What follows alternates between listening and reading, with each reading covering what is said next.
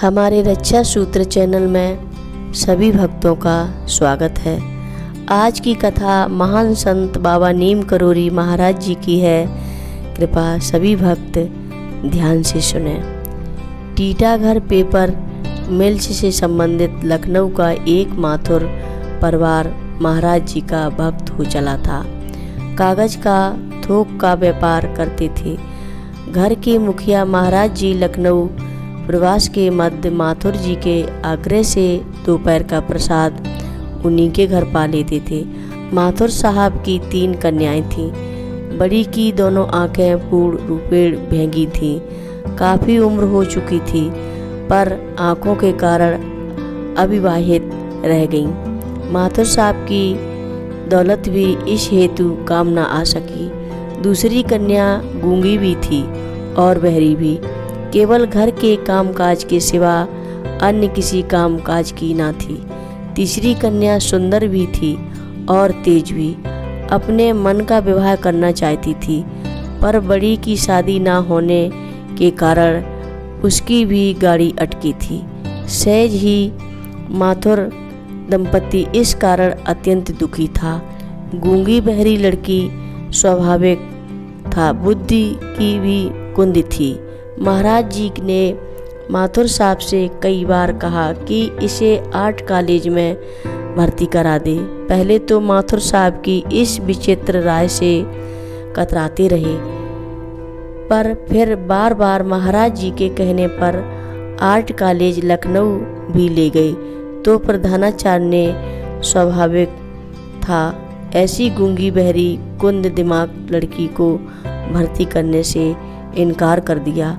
उस लड़की को तो बुद्धिहीन होने के कारण गूंगे बहरे स्कूल वाले भी नहीं स्वीकार कर रहे थे।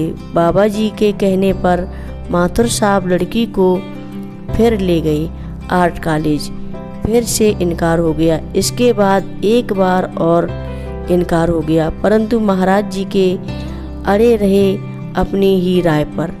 और जब माथुर साहब अब की बार ले गए उस लड़की को आर्ट कॉलेज, तो महाराज जी की चमत्कार प्रधानाचार्य ने उसे स्वीकार कर लिया और पुनः महाराज जी का प्रताप। लड़की पेंटिंग में इतनी दक्ष हो गई कि 5वें वर्ष की अंतिम परीक्षा में सर्वप्रथम उत्तीर्ण हो गई।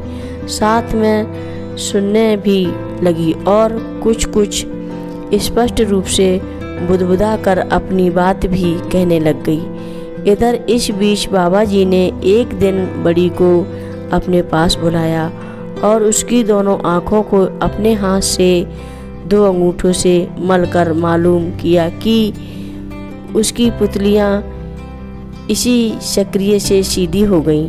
फिर क्या था, लड़की अन्यथा सुंदर तो थी ही, शीघ्र उसका विवाह एक सजातीय से जो एयरफोर्स में स्क्वाड्रन लीडर था हो गया।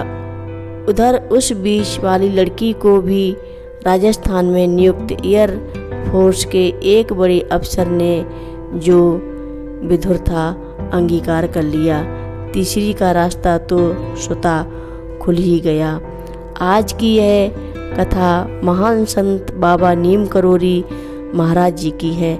सभी भक्तों को अच्छी लगे तो हमारे चैनल को अवश्य सब्सक्राइब करें, शेयर करें, लाइक करें और कमेंट बॉक्स में लिखकर भेजें महान संत बाबा जी महाराज